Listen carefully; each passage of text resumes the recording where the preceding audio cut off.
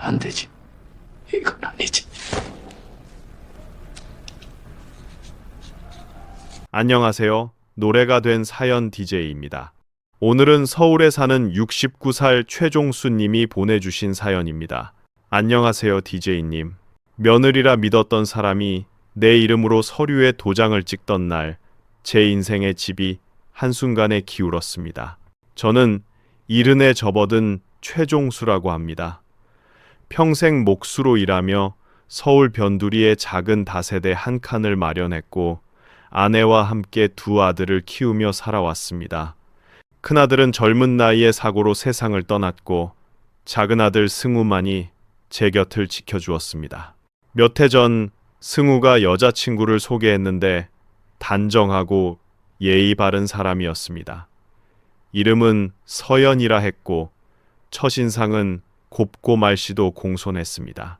제 앞에서 두 손을 가지런히 모아 저를 올리던 모습에 마음이 놓였지요. 몇 달 뒤 두 사람은 식을 올렸고 저는 드디어 정식 며느리를 맞이하게 되었습니다. 떡을 쪄 이웃들과 나누며 늦게 얻은 복이라 여겼습니다. 아내가 떠난 뒤 적막하던 집안에 사람 목소리가 오가니 그 자체로 큰 위로가 되었습니다. 서연은 시장을 함께 다니며 제 팔을 붙들어 주었고 병원 진료 일정도 꼼꼼히 챙겼습니다. 비 오는 날엔 우산을 씌워 주었고 계단을 오를 땐 제 발걸음을 맞추었습니다. 이런 며느리라면 노후가 덜 외롭겠구나 하는 안도감이 마음에 차곡차곡 쌓였습니다. 동네 이웃들도 사돈댁 복 받으셨네 하며 제 손을 잡았고 저는 기분 좋게 웃어 넘겼습니다.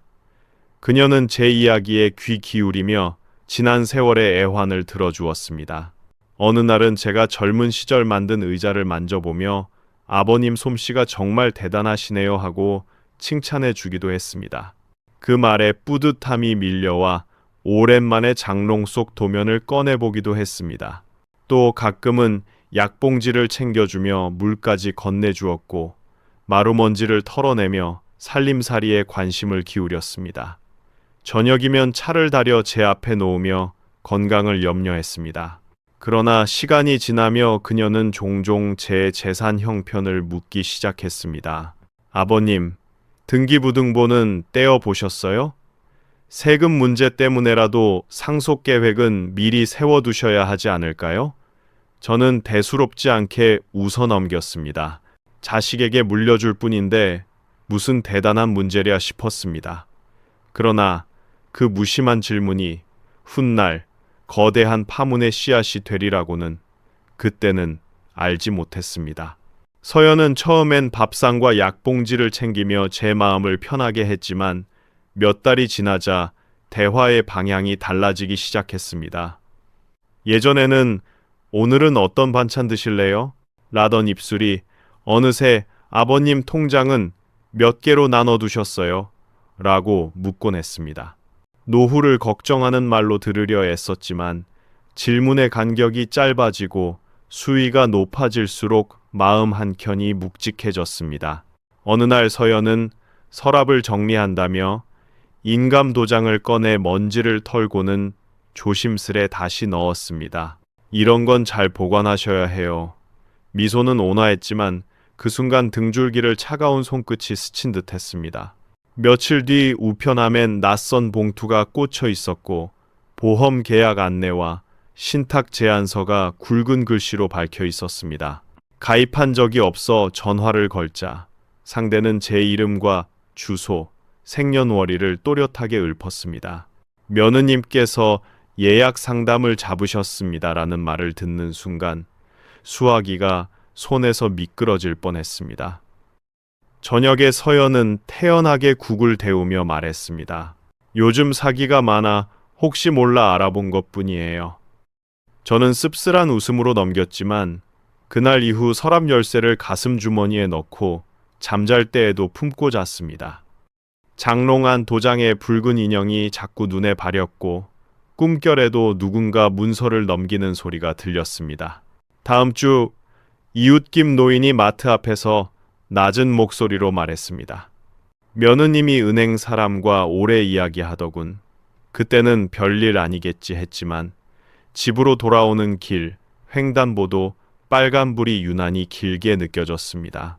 서연의 미소는 여전했으나 그 미소 뒤에 무엇이 숨어 있는지 더는 가늠할 수 없었습니다. 나는 장부를 꺼내 오래된 거래 내역을 훑어보며 스스로에게 물었습니다. 내가 의심이 많은 걸까?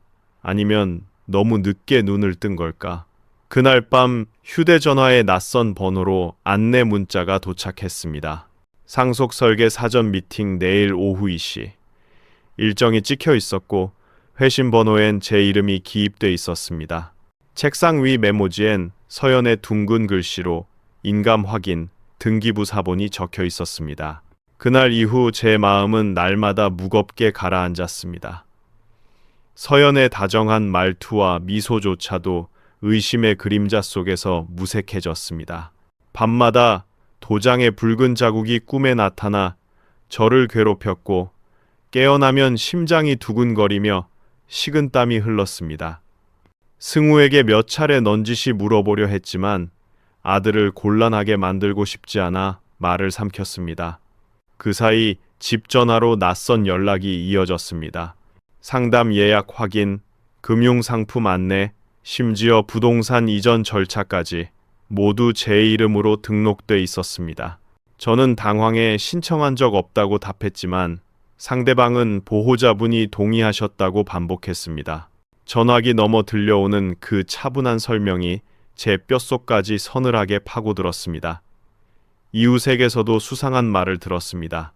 시장에서 만난 박 여사가 며느님이 은행 사람과 서류를 주고받더라고 했을 때 저는 억지로 웃으며 넘겼지만 속은 이미 불길에 휩싸였습니다. 서연은 여전히 정성껏 국을 데우고 반찬을 내왔지만 그 모든 친절이 이제는 다른 얼굴로 보였습니다. 저녁 식탁에 마주 앉아도 마음속에는 거대한 벽이 세워진 듯 했습니다. 한때 고마움으로 가득했던 눈길이 의심으로 얼룩지자 제 스스로가 너무 잔인한 사람처럼 느껴지기도 했습니다. 그러나 우편함에 또 다른 서류가 도착했을 때 그 미묘한 감정은 더 이상 머뭇거림이 아니었습니다. 이번에는 제 인감과 동일한 도장이 찍힌 계약서 사본이었습니다. 손끝으로 종이를 스치는 순간 세상이 무너져 내리는 듯했고 이 노년에 왜 이런 고통을 겪어야 하나 서글픔이 북받쳤습니다. 며칠 동안 밥술이 목에 넘어가지 않았고 거울 속 제 얼굴은 눈밑이 파이고 기운이 빠져 있었습니다. 병원 대기실에 앉아 혈압을 재며 차트를 넘기던 의사가 요즘 많이 스트레스 받으시죠? 라고 물었을 때 저는 아무 말도 하지 못했습니다. 속으로는 외치고 싶었습니다. 내가 누구에게 털어놓을 수 있단 말인가. 아들에게조차 차마 말하지 못하는 외로움이 목을 죄어왔고 그 고통은 날마다 더 깊어졌습니다. 며칠 뒤 은행 담당자로부터 전화가 걸려왔습니다. 그는 제 이름으로 상속 설계 상담 예약이 잡혀 있다고 말했습니다. 저는 단호하게 그런 적 없다고 했지만 상대는 망설이며 말을 이었습니다. 며느님께서 대리인 자격으로 서류를 제출하셨습니다. 의사 소견서와 위임장이 함께 접수돼 저희도 확인 절차를 간소화했습니다. 순간 귀가 먹먹해졌습니다. 저는 곧장 은행으로 달려갔습니다. 창구 직원은 서류철을 꺼내 제게 보여주었습니다. 거기에는 제가 찍은 적 없는 인감 도장과 흉내낸 서명이 선명히 밝혀 있었습니다. 더 충격적인 것은 위조된 가족관계 증명서 사본이 첨부돼 있었다는 사실이었습니다. 직원은 고개를 숙이며 제출된 서류가 워낙 정교해서 저희도 진위 여부를 가리지 못했습니다. 라고 말했습니다. 제 손에 들린 종이는 땀에 젖어 구겨졌고 귀에서는 웅웅 울림이 멈추지 않았습니다. 대기석에 앉아있던 사람들이 힐끗 제 쪽을 바라보는 시선조차 날카로운 비수처럼 꽂혔습니다. 은행 문을 나서는 순간 바람이 얼굴을 스쳤지만 제 심장은 쉴 새 없이 요동쳤습니다. 횡단보도 신호등은 유난히 길게 느껴졌고 아이들의 웃음소리조차 제 귀에는 멀게만 들렸습니다. 집으로 돌아오는 길, 발걸음은 바닥에 박힌 듯 무거웠습니다. 문을 열자 서연이 언제나처럼 미소를 띠고 맞이했습니다. 아버님, 오늘은 일찍 다녀오셨네요. 그 말에 더는 참을 수 없었습니다. 왜 내 이름을 도용했어? 내 도장을 어디에 쓴 거야? 제 목소리는 거칠게 갈라져 나왔습니다. 서연의 얼굴이 순간 굳으며 차갑게 변했습니다. 그때 승우가 들어와 무슨 일이에요? 하고 묻자 서연은 태연히 웃으며 말했습니다. 아버님이 요즘 기억이 흐리셔서 착각하신 것 같아요. 그 말은 제 존재를 무너뜨리는 칼날이었습니다. 손끝이 떨려 의자를 붙잡지 않으면 주저앉을 것 같았습니다. 이 노년에 가장 믿었던 가족에게서 받은 배신이 제 영혼을 짓눌렀습니다. 저는 아들을 바라보며 외쳤습니다. 내 눈으로 직접 확인해라. 이 집에 무슨 일이 벌어지고 있는지. 승우는 제 외침에 순간 얼어붙은 듯 저를 바라보다가 곧 서연을 향했습니다. 서연은 태연한 얼굴로 아버님이 요즘 기억이 흐리셔서 착각하신 거예요 라고 말했습니다. 승우는 혼란스러운 눈빛으로 두 사람을 번갈아 보았지만 끝내 아무 말도 하지 못했습니다. 그 침묵이 저를 더 깊은 절망으로 몰아넣었습니다. 그날 밤 저는 한숨도 이루지 못했습니다. 천장을 바라보며 내가 틀린 걸까? 아니면 다들 눈을 감은 걸까? 수없이 되뇌었습니다. 며칠 동안 집안 공기는 숨막히게 무거웠습니다. 서연은 여전히 미소를 잃지 않았지만 그 웃음 뒤에 무엇이 숨어 있는지 저는 분명히 알 수 있었습니다. 그러던 어느 날 우편함을 열었을 때 뜻밖의 단서가 제 눈앞에 나타났습니다. 은행 우편물 사이에 낯선 이름이 적힌 봉투가 끼워져 있었던 것입니다. 겉면에는 제 주소와 함께 김서연 대리라는 글자가 또렷하게 밝혀 있었습니다. 손끝이 떨렸습니다. 제 집 주소로 제 이름 대신 며느리의 이름이 기재된 서류라니. 봉투를 뜯자 위임장 처리 과정에서 남긴 확인 메모가 들어 있었습니다. 담당 직원의 서명과 함께 배우자 동석 불가 확인이라는 글귀가 적혀 있었습니다. 그 순간 모든 퍼즐이 맞춰졌습니다. 서연이 혼자 은행에 가서 제 배우자인 척하며 서류를 처리했다는 증거였습니다. 저는 곧장 그 서류를 봉투째 다른 봉투에 넣어 책상 서랍 깊숙이 숨겼습니다. 밤이 되자 가슴은 뛰고 눈은 말똥말똥했습니다. 이걸 경찰이나 변호사에게 보여주면 어떻게 될까? 처음으로 분노 너머의 길이 보였습니다. 다음날 이웃김 노인을 찾아가 이야기를 전했더니 그는 고개를 끄덕이며 말했습니다. 내가 본 게 틀림없네. 서연이 은행 직원과 몇 차례 서류를 나누더라고. 그 말은 제 등을 떠미는 듯 했습니다. 저는 펜을 들어 날짜와 시간까지 기록하기 시작했습니다. 한 글자 한 글자가 제 억울함을 밝히는 증거가 될 거라 믿었습니다. 무너져 내리던 마음 한켠에 희미한 불빛이 깜박였습니다. 아직 싸울 수 있다는, 아직 제 권리를 지킬 수 있다는 확신이 싹트기 시작했습니다. 저는 더는 물러설 수 없다고 생각했습니다. 그동안 모아둔 서류와 메모, 우편물을 봉투에 정리해 들고 동네 변호사 사무실을 찾아갔습니다. 변호사는 서류를 하나하나 확인하더니 심각한 표정으로 고개를 끄덕였습니다. 이건 명백한 위조입니다. 가족관계 증명서도 조작됐군요. 그 말에 제 심장은 두근거렸지만 동시에 길이 열리는 듯 했습니다. 변호사는 경찰에 고발장을 접수하자고 권했고 저는 떨리는 손으로 도장을 찍었습니다. 며칠 후 경찰이 집으로 찾아왔습니다. 서연은 처음엔 태연하게 맞이했지만 영장에 적힌 위조 사문서 행사 혐의를 듣자 얼굴이 창백해졌습니다. 승우는 옆에서 믿기지 않는다는 듯 눈을 크게 떴습니다. 경찰은 압수수색을 진행하며 서연의 방에서 위조 서류와 도장 흔적을 찾아냈습니다. 모든 증거가 드러나자 서연은 결국 고개를 떨구었습니다. 그럴 생각은 아니었어요. 그냥 변명은 이어지지 못했습니다. 저는 숨을 고르며 경찰에게 건넨 자료를 다시 떠올렸습니다. 우편물, 메모, 그리고 제 손글씨로 기록한 일지까지 그 모든 것이 이 순간을 위해 존재했던 것입니다. 경찰차에 오르는 서연을 바라보며 저는 차가운 분노 대신 묘한 해방감을 느꼈습니다. 골목 어귀에 모여있던 이웃들의 시선이 제게 향했고 몇몇은 고개를 끄덕이며 속삭였습니다. 역시 진실은 드러나는 법이야. 그 말에 가슴이 뭉클해졌습니다. 승우는 제 옆에서 눈물을 글썽이며 말했습니다. 아버지, 이제 알겠습니다. 제가 너무 늦게 눈치챘네요. 저는 그의 어깨를 잡고 말했습니다. 늦지 않았다. 지금이라도 진실을 본 게 중요하다. 그날 저녁, 서연이 없는 집은 텅 빈 듯 했지만 제 마음은 오히려 가벼웠습니다. 몇 달간 저를 짓눌렀던 의심과 두려움이 걷히고 남은 것은 정의가 실현됐다는 통쾌함이었습니다. 창밖으로 불빛이 번지며 가을바람이 스쳐갔습니다. 나이 들었어도 끝내 스스로를 지켜낼 수 있다는 사실이 제 가슴에 뜨겁게 새겨졌습니다. 저는 거실 한가운데 앉아 깊은 숨을 들이켰습니다. 이제는 두렵지 않다. 정의는 결코 사라지지 않는다.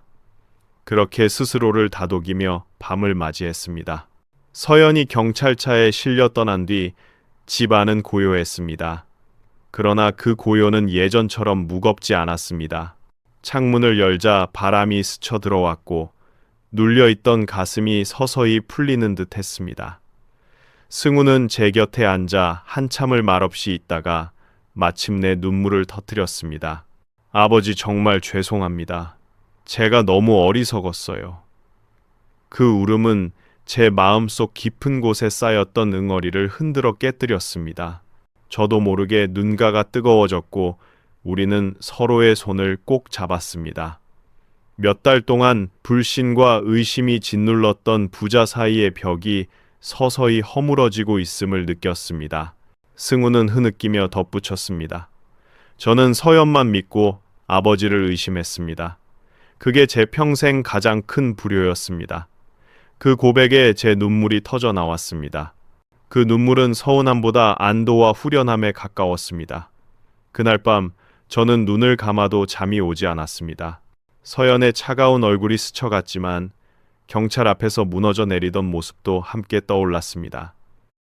그때의 후련함이 다시 밀려왔습니다. 그것은 누군가를 벌주었다는 쾌감이 아니라 끝내 진실이 드러났다는 안도감이었습니다. 다음 날 아침 동네 어르신들이 제게 다가와 큰일을 겪으셨네요. 그래도 잘 이겨내셨습니다. 라고 위로해 주셨습니다. 그 말에 눈물이 다시 고였고 저는 혼자가 아님을 느꼈습니다. 이웃 중 한 분은 제 손을 꼭 잡으며 우리 모두가 증인이에요 라고 말했습니다. 그 따뜻한 손길이 지난 고통을 덮어주듯 제 마음을 감싸 안았습니다. 옆에 있던 승우는 고개를 숙이며 다짐했습니다. 앞으로는 아버지 곁을 지키겠습니다. 더는 외롭게 하지 않겠습니다. 그 말은 지난 상처를 덮고 남은 불씨를 끄는 듯 했습니다. 저는 하늘을 올려다보며 속삭였습니다. 그래, 이제는 후회하지 않는다. 정의는 결코 늦지 않았다. 그 순간 흘러내린 눈물이 뺨을 타고 흘렀지만 그 눈물은 쓰라림이 아닌 후련함이었습니다. 세월이 흘러도 인간의 존엄과 진실은 반드시 지켜진다는 믿음이 제 안에서 굳게 자리 잡았습니다. 사건이 일단락된 뒤 승우는 깊은 고민에 빠졌습니다. 그는 며칠 동안 잠을 이루지 못하며 방황하더니 결국 제게 고개를 숙였습니다. 아버지, 저 사람과는 더 이상 함께할 수 없습니다. 이혼하겠습니다. 그 목소리에는 후회와 결단이 동시에 담겨 있었습니다. 저는 그 말을 듣는 순간 가슴이 아팠지만 그것이 올바른 길임을 부정할 수 없었습니다. 함께한 세월이 아쉽고 또 안쓰럽지만 거짓으로 이어진 가정은 오래 버틸 수 없음을 깨달았기 때문입니다. 승우는 법적 절차를 밟기 시작했고 저는 그 곁을 지켜주었습니다. 재판정에서 판사가 이혼을 확정짓는 순간 제 옆에 앉아있던 승우의 어깨가 크게 들썩였습니다. 그 눈물 속에는 배신당한 남편의 쓰라림과 잘못된 길에서 벗어났다는 안도의 빛이 함께 섞여 있었습니다. 저는 그의 손을 꼭 잡으며 말했습니다. 승우야, 인생은 누구나 실수를 한다. 중요한 건 그 실수에서 무엇을 배우느냐야. 아들은 고개를 끄덕이며 흐느꼈습니다. 그날 이후 우리 부자는 서로를 바라보는 눈빛이 달라졌습니다. 서연의 그림자가 사라진 집은 한동안 쓸쓸했지만 그 빈자리는 오히려 새로운 다짐으로 채워졌습니다. 우리는 함께 저녁을 차리고 주말이면 산책을 하며 대화를 나누기 시작했습니다. 그 시간이 쌓일수록 부자 사이는 예전보다 더 가까워졌습니다. 저는 이번 일을 통해 분명히 깨달았습니다. 나이 들어도 정의와 존엄은 반드시 지켜야 하며 진실은 끝내 드러난다는 사실을, 그리고 가족이란 피로만 이어지는 것이 아니라 서로를 믿고 지켜낼 때 진정한 의미가 완성된다는 것도 말입니다. 이제 저는 남은 세월을 원망으로 채우기보다 아들과 함께 더 단단히 살아가려 합니다. 상처는 깊지만 그 자리에 새 희망이 자라나고 있음을 저는 느낍니다. 언젠가 이 이야기를 떠올릴 때 배신보다 정의가, 눈물보다 존엄이 먼저 기억되기를 바랍니다. 그리고 혹시 이 방송을 듣는 분들 중 비슷한 아픔을 겪는 이가 있다면 용기를 내어 말씀드리고 싶습니다. 절망은 길이 아니며 진실은 반드시 우리를 지켜줍니다. 저 또한 그 믿음으로 다시 살아가려 합니다. 여기까지가 사연의 내용입니다. 오늘 사연은 가족이라는 가장 가까운 울타리 안에서 일어난 배신과 그 후의 회복을 담고 있었습니다. 며느리의 거짓과 아들의 방황, 그리고 끝내 드러난 진실 속에서 주인공은 정의를 지켜냈습니다. 배신의 상처가 아무리 깊어도 그 상처 위에 다시 희망이 자랄 수 있다는 사실을 보여주었지요. 여러분은 가까운 사람에게 배신당했던 순간을 어떻게 이겨내셨나요? 때로는 시간이, 때로는 곁을 지켜주는 누군가의 따뜻한 손길이 우리를 버티게 하지 않았을까 생각합니다. 인생은 늘 예상치 못한 상처를 주지만 그 끝에 반드시 회복의 길이 열려 있음을 이 사연이 말해주고 있습니다. 이 시간을 함께한 여러분도 오늘의 이야기를 통해 작은 위로와 용기를 얻으시길 바랍니다. 사연을 가사로 만들어 이 세상에 하나밖에 없는 노래로 들려드립니다. 이 노래가 작은 위안이라도 되었으면 좋겠습니다. 구독과 좋아요는 영상 제작에 큰 힘이 됩니다. 다음 영상에서 다시 인사드리겠습니다.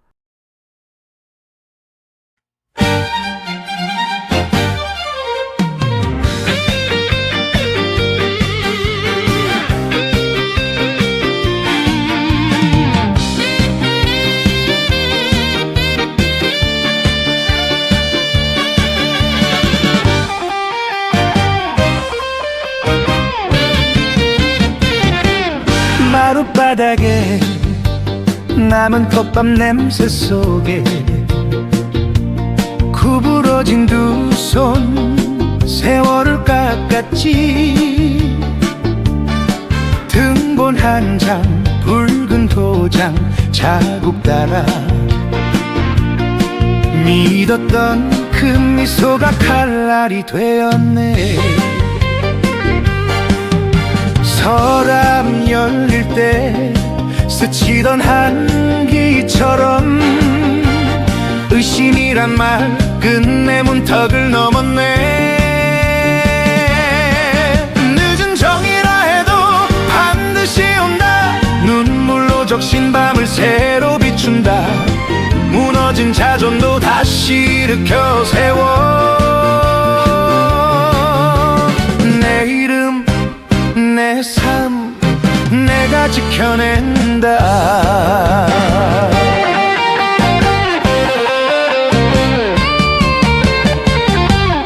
보자동에 라는 낯선 목소리, 내가 모르는 내 이름 불렀지.